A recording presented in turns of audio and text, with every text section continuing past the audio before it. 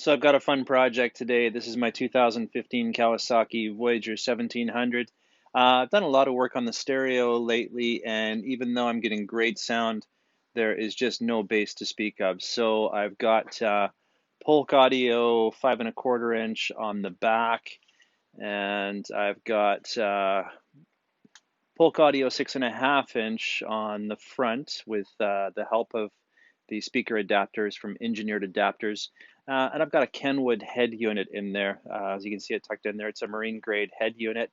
The sound quality is very clean. I can get some really great volume out of it.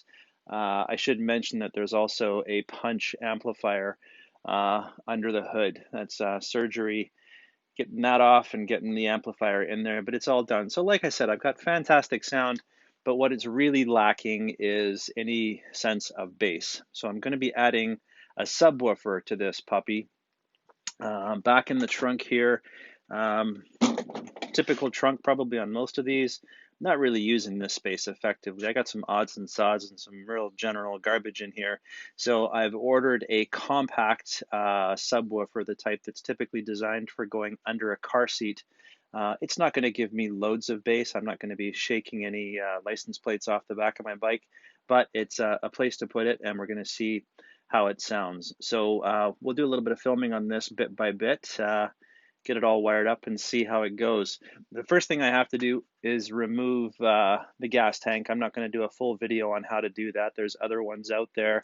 I've got to run wiring from the back side of the head unit, which fortunately I can get to through the headlight. So if I take the headlight off right here, I can see the back of the head unit. So I can plug my RCA outs, the subwoofer outs, directly to the head unit, and then once the tank is off, I can run the leads down the chassis of the bike under where the seat goes, feed it back up into the trunk, and wire up the subwoofer.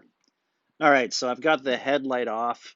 I don't know if I'm going to be able to show you this or not, but if you look in here, oh yeah, you can see it quite clearly. Probably out of focus, but those two little RCA outs on the back there, those, let's see if we can focus on that little spot. Those little RCA outs there, those are the subwoofer outs.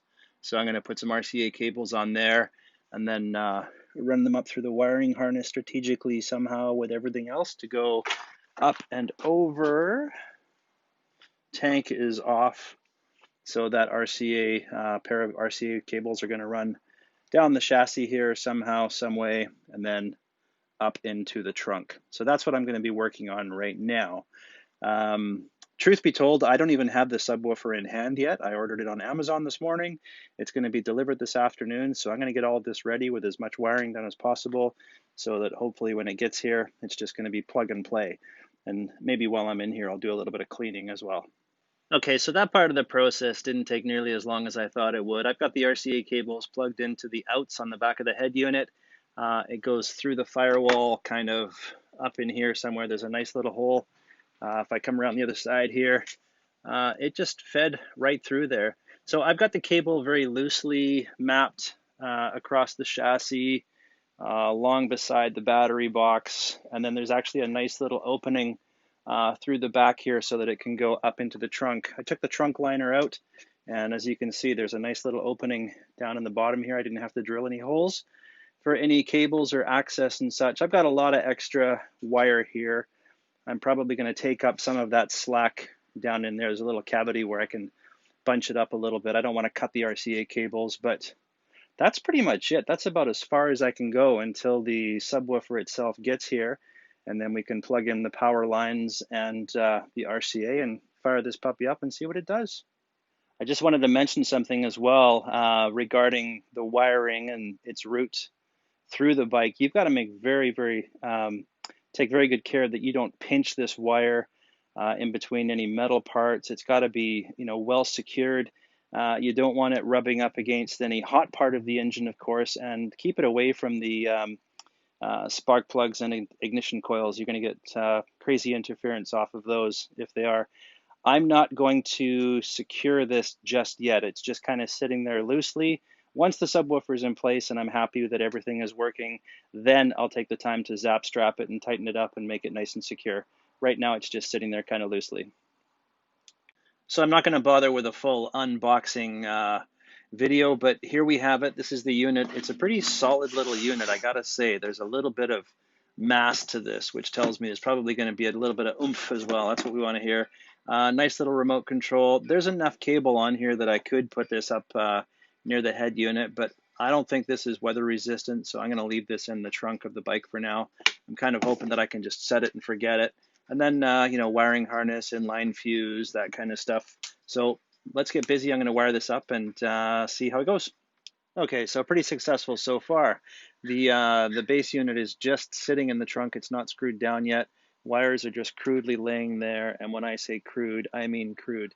So there's really only 3 wires that need to hook up. There's a constant power, there's a ground, and then there's a switched power. Because I'm using the RCA cables, it doesn't pick up the signal from the speaker input to turn on the amplifier.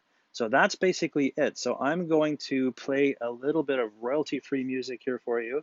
And you might not be able to hear the difference with the bass, but let's go around the side here.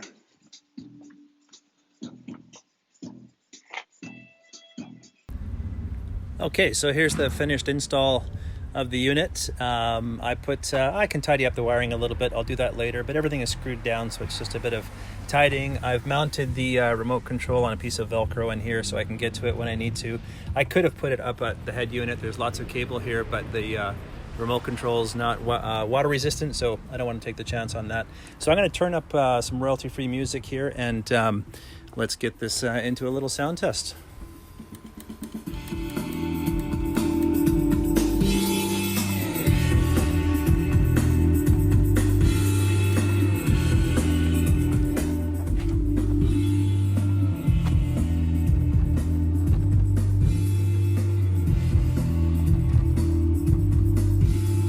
So I don't know if you can hear the bass with the iPhone recording, but I'm going to turn the bass all the way off.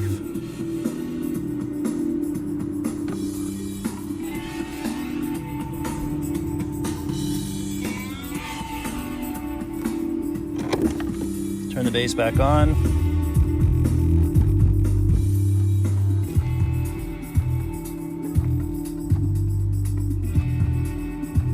I got a little bit of rattling because the trunk is open and the latches here vibrate a little bit, but that's the basic idea.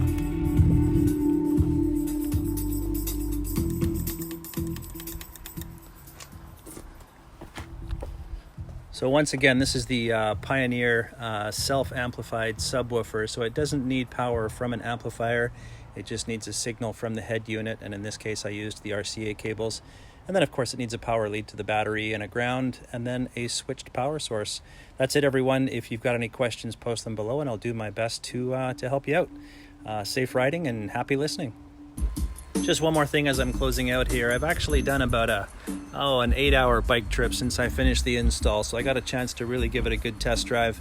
And I have to say it was really nice to be able to hear the music in full spectrum, all the levels, nice and loud, nice and full.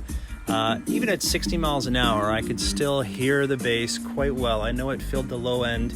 You can't quite feel it at 60 or 70 miles an hour because you've got lots of sensations from the road and everything else going on. But I do have to say, I'm very impressed. Once again, open it up. Look at this one more time.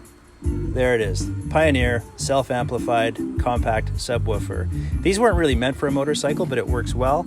It was actually intended to go under the seat of a car, just a nice compact space. They're not water resistant, but in the trunk of the bike here, it never gets wet back here anyway, so I'm pretty comfortable with this. So yeah, I'm going to give this a thumbs up. Super easy to install and very pleased with the result. Again, any questions, post them below. See what I can do to help.